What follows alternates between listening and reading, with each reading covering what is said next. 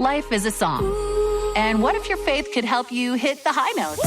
Grammy-nominated and Dove Award-winning artist Torrin Wells invites you into The High Note. It's The High Note. A podcast about real life, real struggles, and a real God who meets you right where you are. With honesty, insight, and encouragement, Torrin tackles the issues you're facing every day and helps you rise above the noise. If you're ready for a fresh perspective on your faith, tune in to The High Note podcast with Torrin Wells. Welcome to The High Note. Available now wherever you get your podcasts.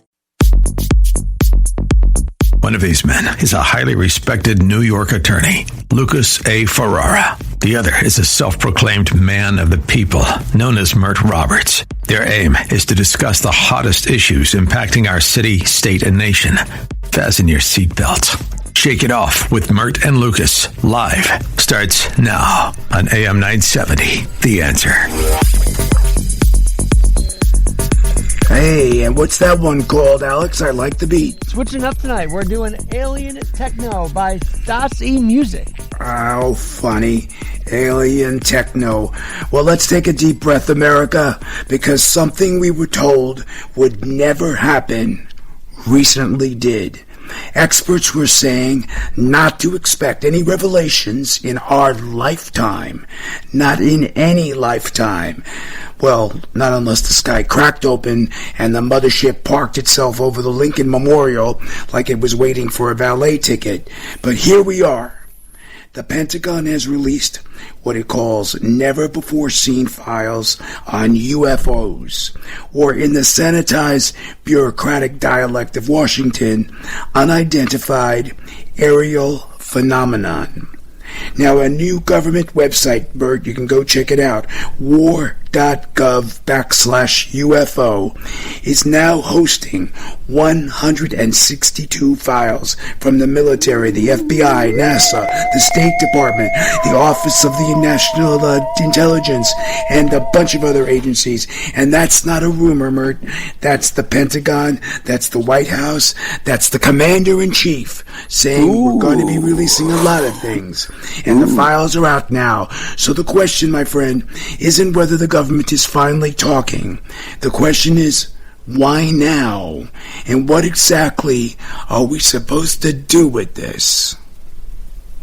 Well, listen, sometimes I sit back and I think to myself, I say, if an alien walked onto Times Square and started having a conversation with people, how would the world react? They would probably not even think it's real. They'd probably think it's some kind of Hollywood production, some kind of, some kind of magic trick. Because they're illegal aliens. Here you go. I'm trying to have a serious conversation here. I'm trying to be serious here. Here you go with the conversations with people on Times Square. Do you see those characters like Mickey Mouse and all those characters wearing outfits? That's my point right there. That's my point exactly. And the thing is, at a certain point, I feel like we're going to be so desensitized to an actual alien being revealed that little stunts like this won't even matter. And I think it's a logical reason why they're pulling a stunt like this. What is that? Well, just think about all the press, the bad press that the administration has been going through.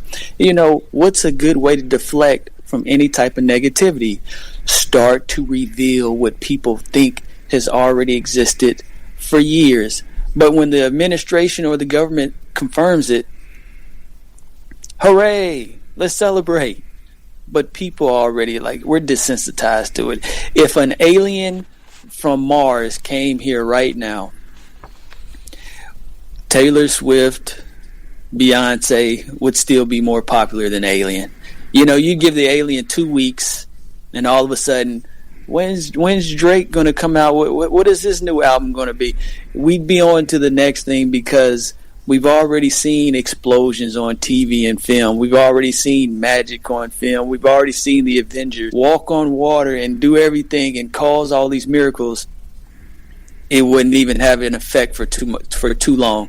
So when you tell me something like this, because it's very important, the type of stories you bring up on the show, I don't underestimate the importance of stuff like this. I think it's losing its effectiveness what the administration is trying to do. Because this is the only administration I can think of that has constantly leaned in to revealing of stuff about UFOs and all this stuff. So it's losing its effectiveness because now people don't even care. And that's a shame. So you're basically saying, Alex, listen to what Mert's saying. So he's basically saying that people will still want Taylor Swift and they still want Beyonce. Absolutely. And they're going to be more popular. I tell you what, this alien, and I'm not talking illegal alien, I'm talking can he sing? Can he sing and dance? I'm talking about the extraterrestrial kind. Okay, I just want to make it clear for our listeners, because, you know, some of our listeners might be confused with the No, reference. they're not confused. You're confused because you're going to confuse them making your jokes. But can this alien from outer space sing and dance, and do they look attractive? Is this some ugly alien we're talking about? I think people would go crazy if something from Mars or whatever. If a ship, a starship actually landed in Times Square and an alien walked out, that would be news. Okay, that would be news. And yeah, I don't think people are going to be thinking about Taylor Swift, because I think people are going to think about survival. Because right off the bat, some creature lands in Times Square and the memorial. In my example, Lincoln Memorial, people are going to say, well, are they going to eat me for lunch? Because I think that's the fear a lot of people are going to have. I think that if an alien does land, chances are very good they're going to eat Beyonce and Taylor Swift. And you just said something very important. And maybe they deserve to be eaten. I don't know. What do you think? And you just said something very important. You said if people were under the illusion that their lives were in danger, it would be a big deal. But if you have the government just revealing, oh, they exist, they've been here, they visited, but there was no consequence to you and me and the regular people on this planet, nothing happened, there was no chaos, no combustion that took place. Of all, none of these reports thus far, okay, this is only the first tranche. There may be more stuff to come, but none of this stuff, these 160 whatever files, confirms the existence of aliens. I just want to make that clear, Mert. What it has done is say there are some phenomenon or phenomena that we cannot explain. They've explained a lot of it, weather balloons, satellite this or pieces of whatever, but there are, some that they've not been able to explain. The fact that they've not been able to explain it does not mean that there are before you move on, I'll say this. That's what makes you one of the greatest lawyers that might have ever existed. Is you can't turn it off. See, here you go trying to be the lawyer right now and tell me, well, it's not. They didn't actually confirm it. I know exactly what they're doing by even throwing this out there. They're trying to make people. They're pointing people in a certain direction. Right. I think what you're saying is they're trying to desensitize us, that maybe they're trying to prepare us for something. Is that possible? Yes. I think that maybe that's possible. No. That's not what I'm doing. I'm saying that they're admitting, hey, there's stuff out there that exists. There's aliens and all this stuff exists. No. Don't jump to aliens. They are not saying that they're aliens, my friend. Here we go. That's exactly what they're saying. That's what they're saying. Alex, and I don't have to. They are extraterrestrial. It could be any kind of life form beyond alien. They're not even saying it's life form, Alex. What are you talking about? You guys, what did you guys drink the poison? Listen. No. Where are you getting this news from? Wait. You're being very technical about what they're actually saying. I think I'm not being technical. We owe our listeners, I'm reading between the lines. Oh, you're reading between the lines. I'm reading between the lines. Please. And this is what a lot of people are doing. They're saying, wait a minute, this confirms it. They can't. Of course, they can't come out and say it with 100% certainty, because that's gonna put them in a situation where they're gonna have to divulge all this information if they say aliens exist. Well, people are gonna say, prove it. No, they're doing it like this, and all the people who are interested are reading between the lines. It's a big thud. It's a big thud, because you know what? All it did was confirm what people, as you've said for decades, have suspected, that the government has been monitoring or tracking unidentified phenomenon, however you want to phrase it, UFOs or aerial phenomena, whatever you want to use. Let's not get overly technical. Yes, they've been monitoring it. Yes, there have been instances of phenomenon they cannot explain, but it could be China, it could be Russia, it could be engineering bearing or some sort of spacecraft to some foreign countries working on that we're not aware of. There could be a lot of rational explanations. And I am not prepared. And let me just finish. I'm not prepared today to jump and say there are aliens, because that's not what this first tranche, these documents are showing, Mert. So you're jumping. No, I'm not. Do you know the hell? Because I can prove that I'm not jumping to any incorrect conclusions right now. Because do you know the hell that would break loose if they said there's an unidentified Iranian object flying in the sky, or an unidentified... We had that last year. Do you remember where China's... under Biden, do you remember? There were like these... balloon. They were like these were the weather balloons. They were these large, monstrous objects flying in the sky. And, you're talking about that. I'm talking about now. I'm talking about right now, and I'm talking about if they were to say something is flying over the United States with all the bombs we're dropping over there, this story would blow up. It'd be the number one story. It'd be all over the place. You're jumping. What does it have to I'm not jumping. What does this have to do with what we're talking about, Mert? You're jumping. You're trying to distract people. That's why you're smart, because you ask the smart questions. What this has to do with this is because they're trying to distract from all the failures that's going on diplomatically.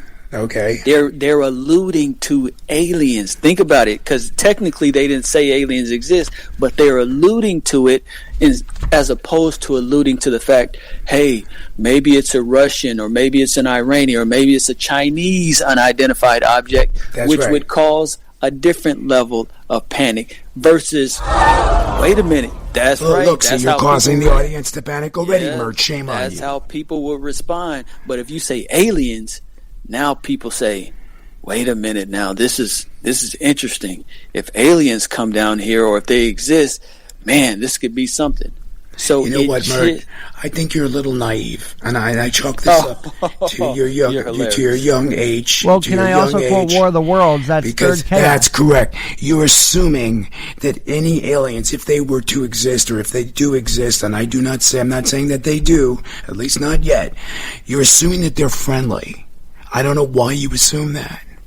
So if aliens landed, I used the eating for lunch reference forcefully, because there have been Twilight Zone episodes and lots of TV shows about aliens being not so friendly. I get E.T. I hear what you're saying. Everybody wants a hug E.T. So if E.T. lands, let's all have a party for E.T. But I hear what you're saying. But I will not let you box me in like that, because think about this. You're boxing yourself in. No, I'm not. I'm gonna jump right out the box right now. Then I'm gonna get out the box. Take a deep breath before you do. Right, the box. Yeah, the box breathing method that we spoke about. That's a good one. Right, you have to be quiet for 4 seconds, though. That should be a challenge. That's a challenge.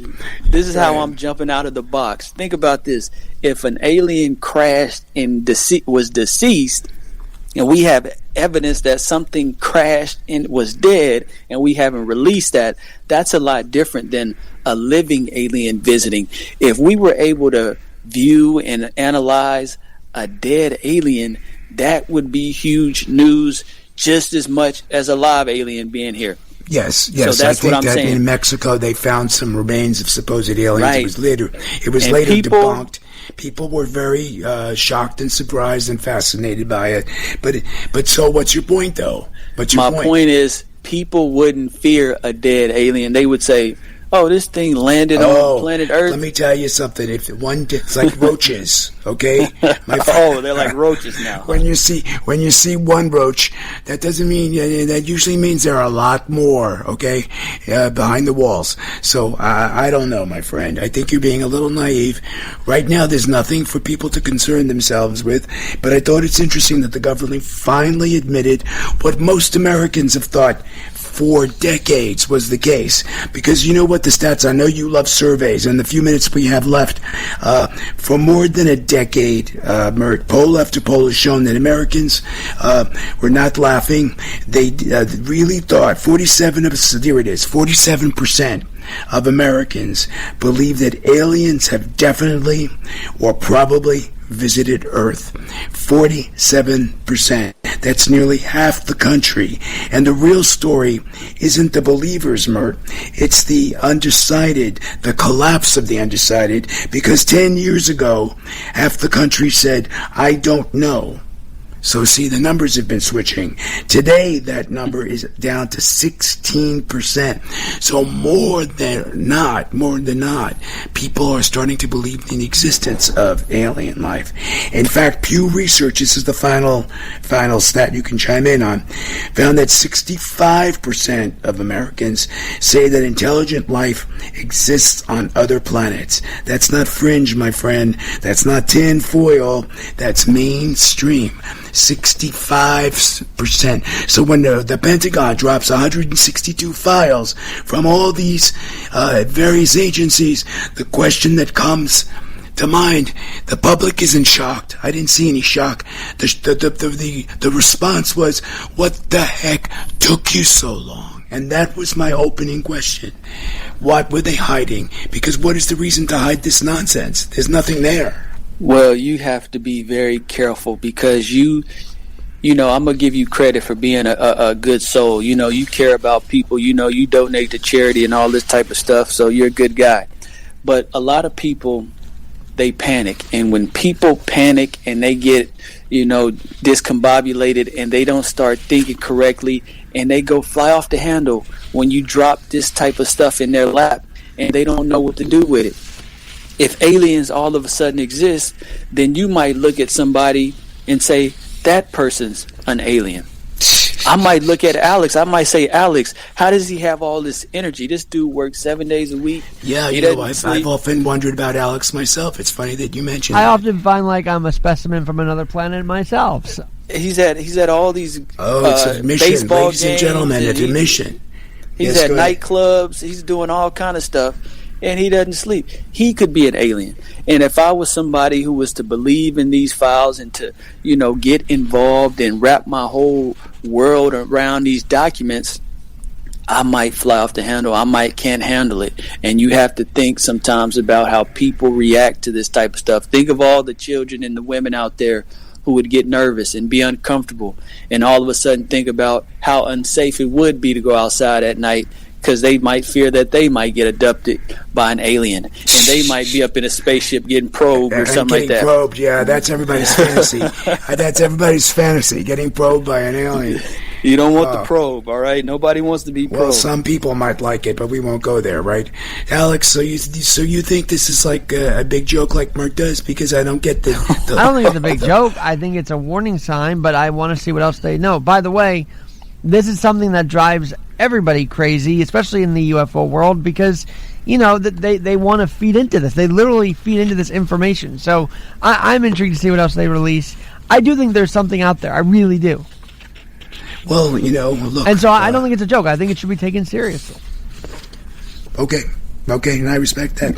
Look, the files are out. The seal has been broken. The conversation is no longer hypothetical. I think we can agree on that. And what did ChatGPT say about it? What did ChatGPT say about it? Because that's the real alien we'll have to right go there. Check. But whether you believe, you have to check whether these phenomena are extraterrestrial, interdimensional, technological, or simply misunderstood. One thing is now undeniable. The government has been studying something it couldn't explain, and now it's admitting it. So that alone is historic. So there are phenomena they can't explain. So that's it. That's the news. But buckle up, because this isn't the end of the story. This is just the prologue. And the next chapter, well, my friends, we're going to end up writing it together. And while on the topic of next chapters, you're listening to the next chapter of Shake It Off with Mert and Lucas Live. Love that, Alex. We're truly honored to have you along with us for the ride. Would you believe this is episode 97? Come on, would you believe it? Let me hear an amen. This is Lucas Ferrara, and we're ever mindful that without you, we are nothing. So we're truly grateful for your support. We've got some really great guests in store for you today. In fact, we have 3 guests. That's how special today's show is. But before we unleash them, let me introduce you to some of the players here at Shake It Off. You already heard from my co-host who wants to be probed by an alien, and absolutely no one in the universe messes with this guy. Of course, I'm talking about the one, the only man of the people, Mert Roberts. Thank you, Mert. And engineering and producing this show, you also heard from him, Alex Garrett, who's got a 5-star rated podcast, One Leg Up with Alex Garrett. Please check it out. And special thanks to our friend, Working Master Control, Irvin Santos. Right after the break, we're going to be hearing from Lieutenant Commander Jack Ratliff. He's a former, he's got a memoir. It's called Riding the White Bull, The Making of a Navy SEAL. Sounds fascinating. At 8 o'clock, we have a special treat for you, Candy Carter. She's the founder and CEO of Sisters Media. She worked with Oprah, The View, some of the biggest shows on television. Can't wait to hear from her. At 8:20, Professor Eric Oliver, author of How to Know Yourself. So stay tuned. Don't blink. Shake It Off with Mert, Alex, and everybody here at AM 970. We will turn after these messages. Stick around. Lieutenant Commander Jack Ratliff joins us. He went from riding bulls in West Texas to the punishing training that helped birth the Navy SEALs. Don't move.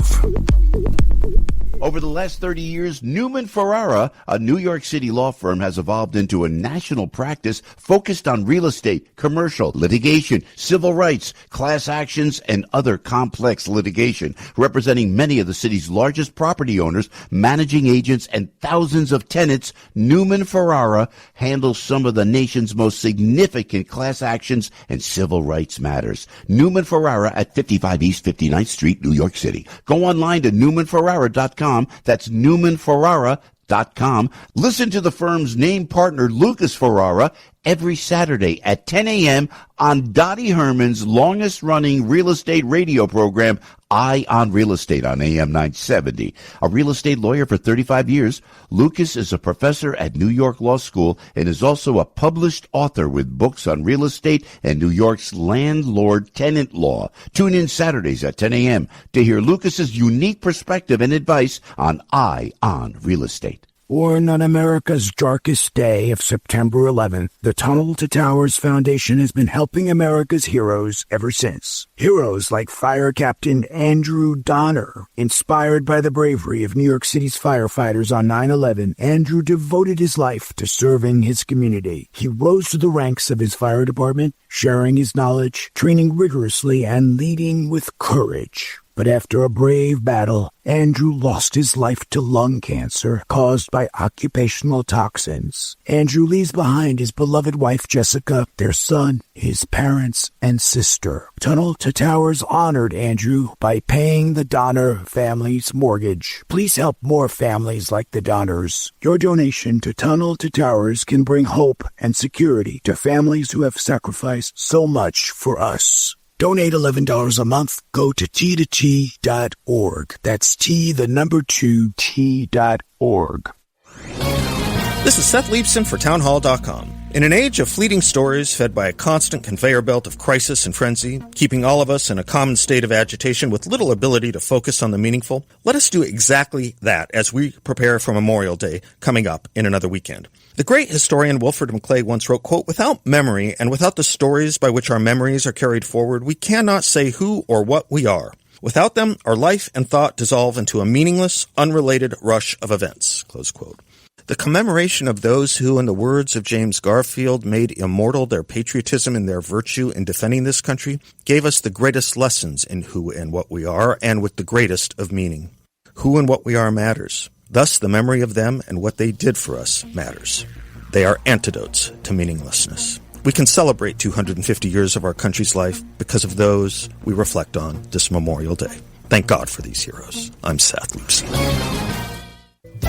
Hey, it's Joe Piscopo. You know, I love America, and I'm so excited to celebrate America's 250th. AM 970 has put together a really special event called Patriots, Pasta, and Piscopo, featuring yours truly and my dear friend Christopher Macchio, America's tenor. We're going to be live at Carmine's in their private room called the Sinatra Room. Doesn't get more old school New York than that. I'm telling you, this is going to be a special night of patriotism as we celebrate our great nation, our history, and our future. You don't want to miss it. It's happening at Carmine's in Times Square on Wednesday, June 24th. Seating is limited. Get your tickets now for Patriots, Pasta, and Piscopo with yours truly and Christopher Macchio. Portions of the proceeds will support the Equal First Aid charity, courtesy of Lifeback. Text CELEBRATE to 94878 or go to am970theanswer.com and click the banner for tickets. That's am970theanswer.com for Patriots, Pasta, and Piscopo. To Shake It Off with Mert. Welcome back to Shake It Off with Mert and Lucas, live on AM 970, The Answer. Okay, what is the name of that one, Alex? All right, this is called Agent Spy Action by Park X, I believe. I can't really read the font. I think it's like PDX. Also, we're on the fly because we're trying to adjust our imaging. So that yeah. What was up with that opener? You got to get better with those buttons, Alex. Come on. Hey. Well, I wouldn't say our next guest is a spy, but he certainly had a storied career. Lieutenant Commander Jack Ratliff, retired, is a former U.S. Navy officer who served in the 50s and 60s, first as a deck officer on destroyers, then through the demanding training of Underwater Demolition Team 11, which is the direct forerunner to today's Navy SEALs. Raised in the rugged West Texas town of Sonora, so he's a neighbor of yours, Mert. Jack's early life was full of adventure. Rodeo bull riding, hitchhiking across the country, and fighting forest fires. After the Navy, he built a long career practicing law in El Paso and teaching at the University of Texas Law School, so another law professor. Now he's out with a terrific new memoir. It's called Riding the White Bull, The Making of a Navy SEAL. It's a candid, funny, and honest look at how character is forged through risk, discipline, and real-life challenges long before the glory of combat. Welcome to the program, Commander. Thank you. Good to be here. Well, it's a pleasure and honor having you. So, tell us about the bull, the significance of the white bull. Is there some symbolism to that, or is it your fact that you rode bulls? I'm lost here. Help me out. Well, I don't want to get too fancy about this and talk about metaphors, but it can be a metaphor or a symbol of what everybody faces. I think everybody's got a white bull in their life someplace that they have to face up to or soldier up and get done. And so that's part of it. It's kind of a metaphor for life in a way, the challenges we meet. But I think there's another point to the white bull, and that is that I got to ride that bull on a dare. So one of my friends dared me to ride the bull and take a bet on it. I wasn't a rodeo cowboy. I've been raised out in West Texas, and I've done some horseback riding, but I wasn't any expert. But in a moment of idiocy, I agreed that I would take this bet and ride the bull. I think the message I would have pass on out of that is that we all make some dumb decisions in life. That was probably a dumb one. But at least I knew that I didn't know what I was doing. And so I looked up a rodeo cowboy outside of Austin, and he gave me a lot of lessons in riding that bull. Also, I rode a bareback in that same... you rode bareback. You are really crazy, Commander. It's Commander? Is it Lieutenant? Yes, it's Commander. Short version. I'm a Lieutenant Commander, but Commander there we go. Jack works for me. All right.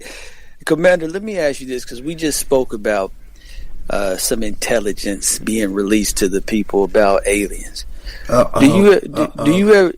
Could you explain from your point of view why you have to be careful with information being leaked to the public? Because we tend to give people the benefit of the doubt and say, hey, if we tell them some hard stuff, they'll be able to handle it. But from your perspective, is there something to be said for taking into account there could be a combustible reaction if you release information like aliens exist and just release that to the public? Do you think that could have some negative consequences? Well, you guys are going to fit me out for a tinfoil hat if I start telling you how I feel. No. Go into it. We love people who speak the truth. Speak your truth. It's you talk about some crazy stuff, but one of the things in my retirement I got interested in was these reports of aliens, and frankly, I thought they were hysteria and something else. There's a guy named Elizondo who has sort of devoted his life to studying this and to outing the government secrets about it. And, I've concluded, right or wrong, that those guys are out there. We don't know who they are or where they came from. There was a series of events involving the carrier Nimitz off the West Coast where a seasoned Navy pilot and his wing person, who was a lady pilot, they saw these things, and people on board the ship saw them. They even tracked them on radar, and it lasted for a couple of hours. They even saw one of these things go underwater and come back up. And the remarkable thing is that they're moving at such speeds and turning at right angles and moving at very high speeds, 1,000 miles an hour. No human could survive that. The G-forces would destroy a human. So you asked me, and I'm giving you my crackpot theory, but I really believe, I think there's a lot we don't know. And then, as I understand it, the government finally, after years of concealing this, admitted not too long ago, I think it's about a year ago, that actually they do exist, and actually we don't know where they're from.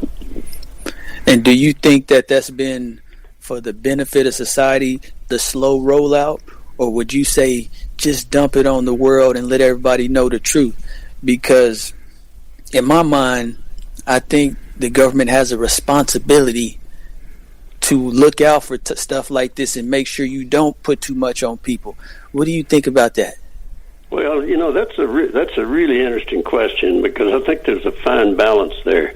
Right. If you hide something enough and it gets to be unknown enough, as this did after they kept denying it for years, you create a level of distrust in the government that's hard to overcome, because we now know we were lied to for a number of years. On the other hand, I take your point. I mean, you don't want to scare people to death. You remember that episode with War of the Worlds? Is that what you're talking about? Yeah, I know. War of the Worlds. Well, that caused all kinds of problems. But this one, this has been around long enough that, as I understand it, they made that announcement finally and admitted that they were there and they didn't know what they were, and it was kind of a big yawner. Everybody said, oh, yeah, okay. They moved on.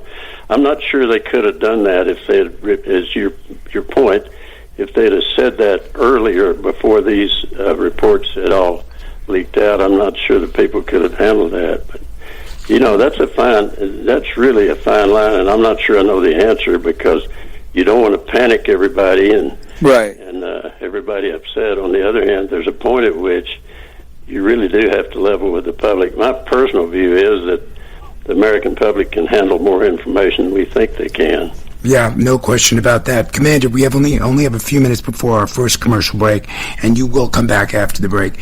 But I want to put you on the spot, and I apologize. What's going on in Iran? The Navy has done a fantastic job, and our service members have been more than heroic, and we thank them for their service, of course. What's your assessment of what's going on in the Middle East? Well, I don't really know the answer to that because I haven't seen any classified information in years, so I can't really comment on what's happening over there. I'll get my views. But do you have a personal perspective just based on what you're reading and seeing? Yeah, I do. I think from my personal perspective is that attack on Iran was a mistake, that we're creating a lot of havoc, and I can't see that we've gained a whole lot. It looks like it's going to end without us actually accomplishing much of anything, going to be back right where we were before. But as I say, I don't have access to a lot of information that our military people have. Yeah, we've had other service members on, Commander, and I think that they overwhelmingly agree with you that this is not going to resolve so readily or so easily, and maybe we went in without a proper plan. But let's not get you involved in that, because you're here to talk about your book, your memoir, Riding the White Bull, The Making of a Navy SEAL. But we have to go to a quick commercial break, so folks, have no fear. When we return, Lieutenant Commander Jack Ratliff, retired, will rejoin us. For more about the commander and his work, visit his website, jackratliff.net. That's RATLIFF.net. You'll find his book, Riding the White Bull, on Amazon and wherever books are sold. In the meantime, Mert, Alex, and I certainly hope you'll stay right where you are. Don't go anywhere after the break. Lieutenant Commander Jack Ratliff is coming back, and he's got a story that's worth hearing.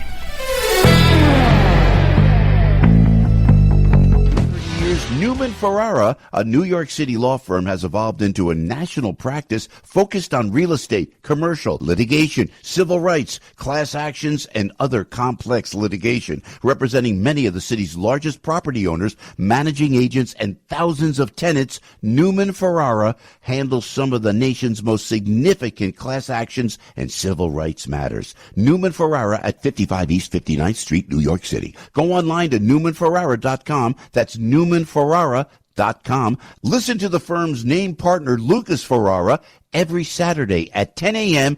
on Dottie Herman's longest-running real estate radio program, Eye on Real Estate, on AM 970. A real estate lawyer for 35 years, Lucas is a professor at New York Law School and is also a published author with books on real estate and New York's landlord-tenant law. Tune in Saturdays at 10 a.m. to hear Lucas's unique perspective and advice on Eye on Real Estate.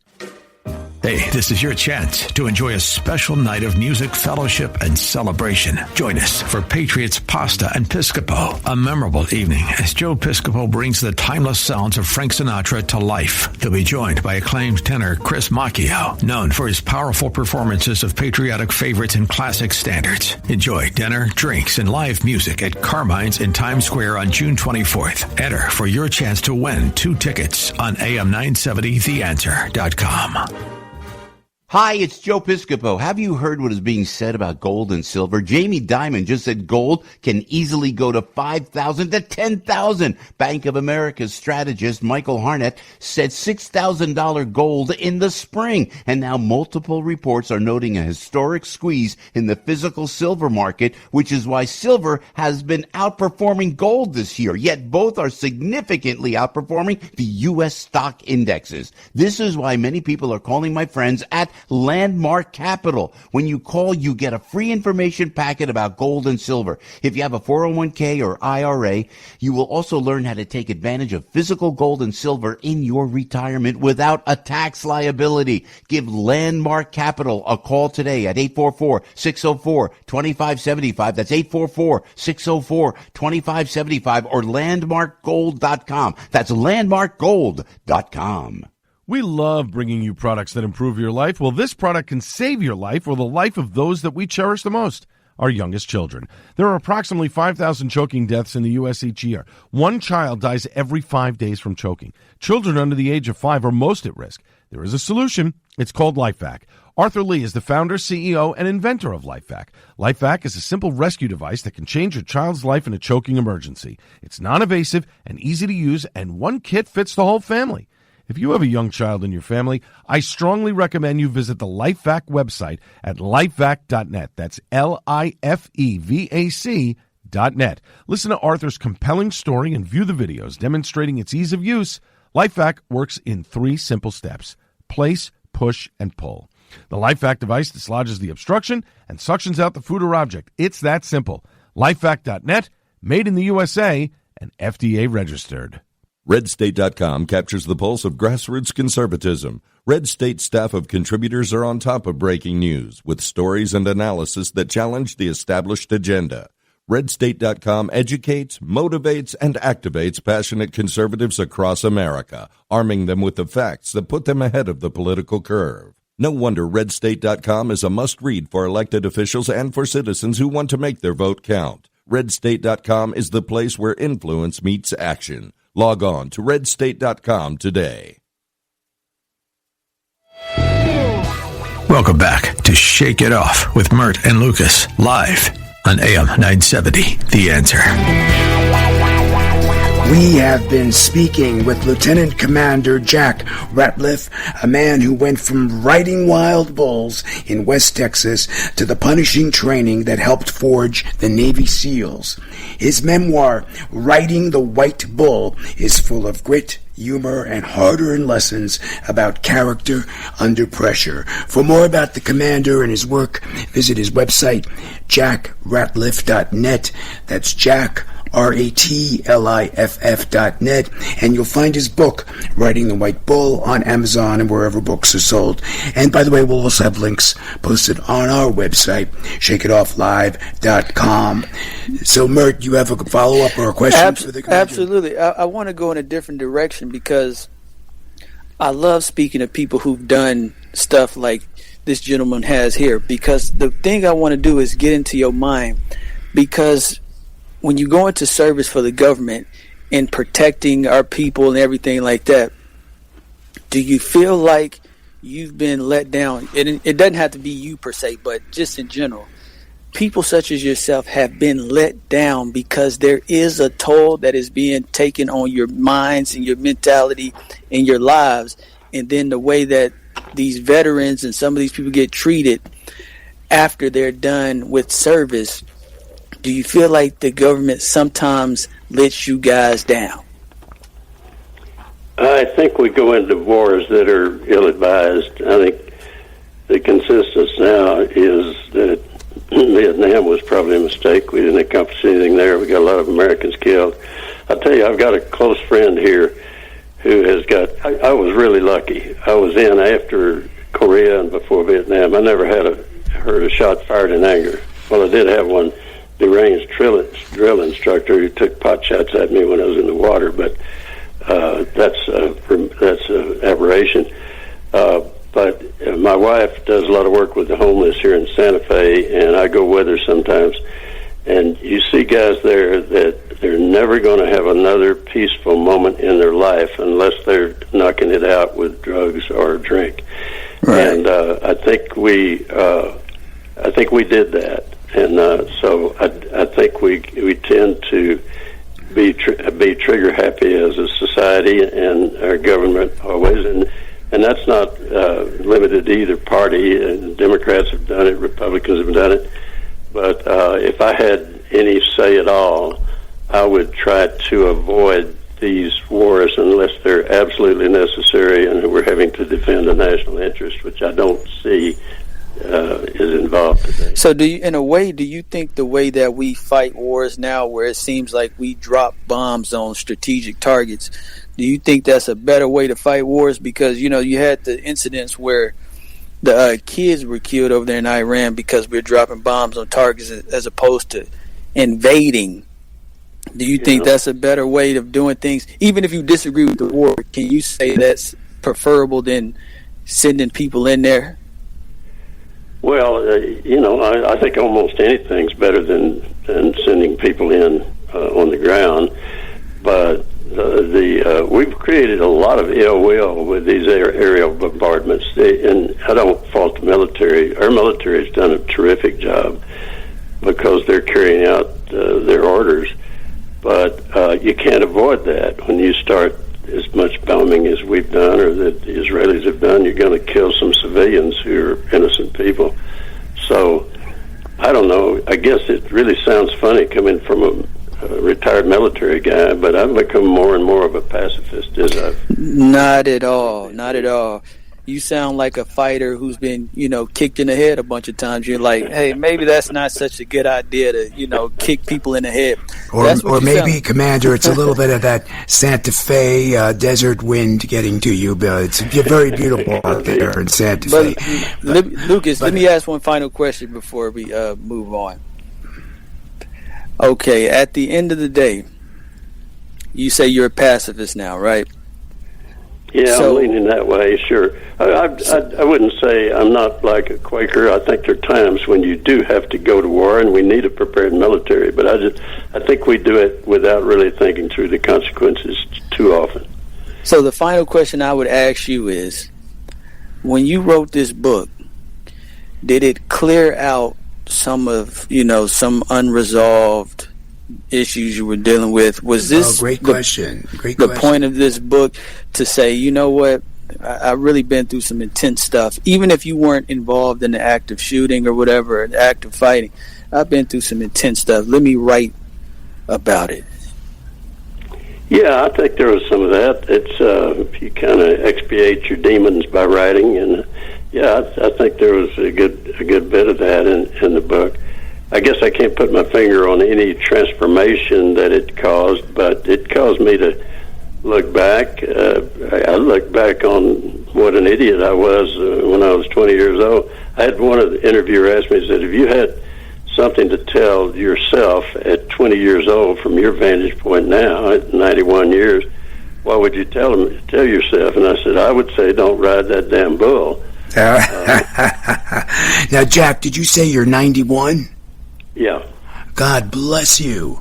So what's the secret to longevity? What is the secret?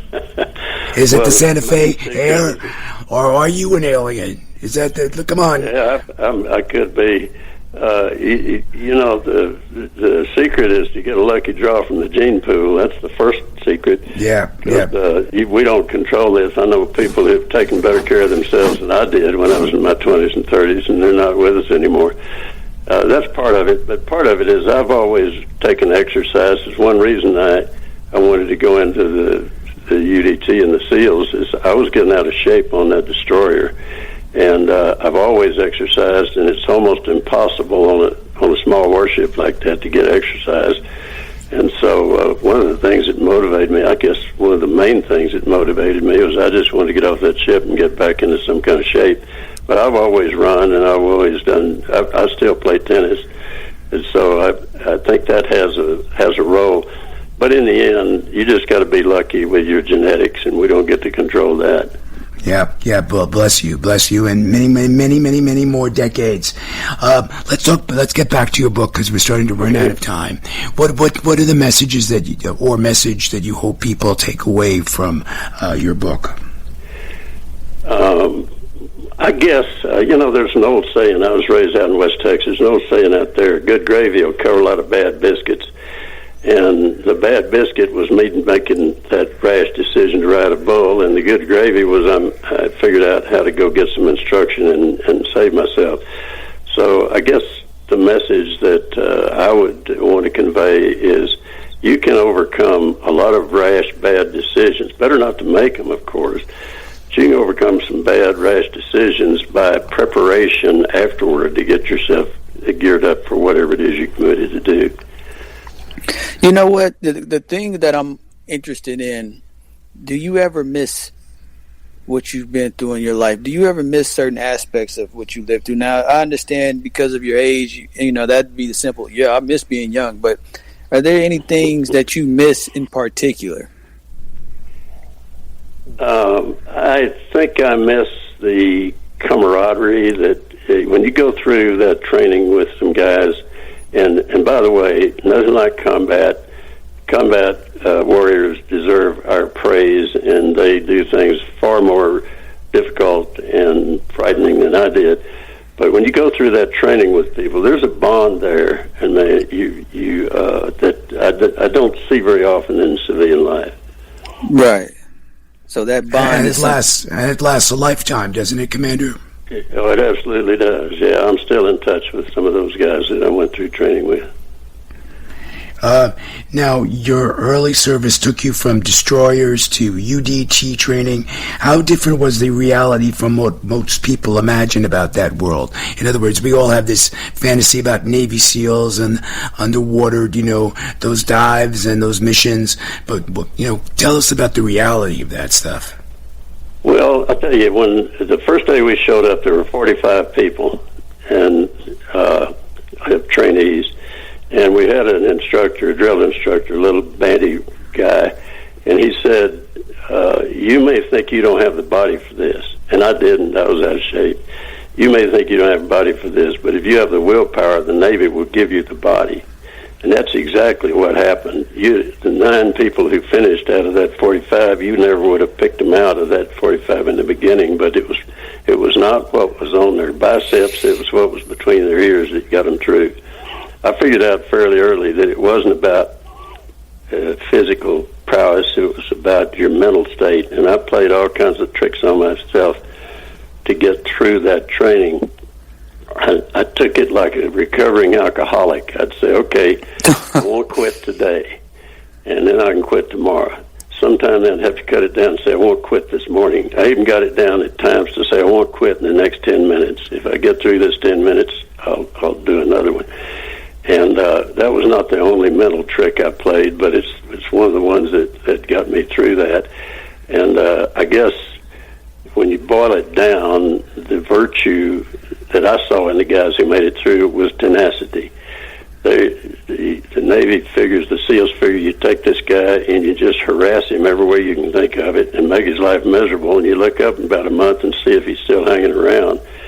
And the ones that stayed, the one thing I know about those guys is they were all tenacious. They just, in fact, tell you the truth, I think you have to have a little bit of a screw loose to get through that training. I mean, you riding bulls and stuff like that. I think it's obvious go. You got a couple of screws loose on them bulls like that. Yeah, it's a couple screws if you get on a bull without no attachments. The guys that came from UCLA football, I'm not doing this, I don't need this. The Marines, they stayed about 2 weeks, and they didn't like it. They didn't like being in the water. But I think, looking back, I think those guys had a better self-image than I did, because I was trying to prove something that caused me to put up with a lot more stuff than they would.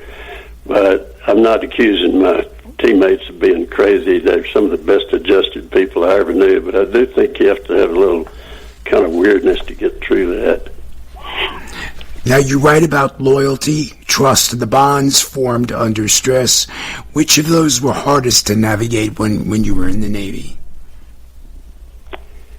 Well, I guess it may not directly answer your question, but I was on board ship, and I had a narcissistic captain and an incompetent exec. They almost got us killed. And so I think part of that, part of what I carried away from that is I had a mentor on board ship. He wasn't the captain, the exec.